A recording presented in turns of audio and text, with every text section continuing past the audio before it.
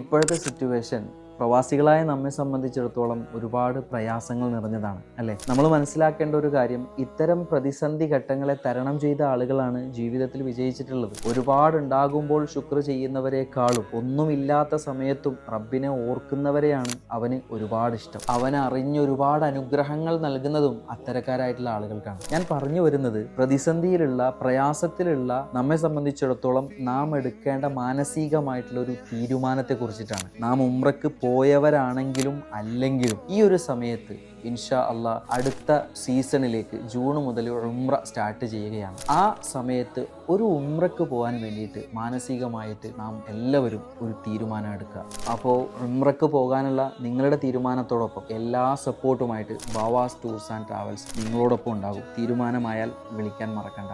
അസ്സലാമു അലൈക്കും വറഹ്മത്തുള്ളാഹി.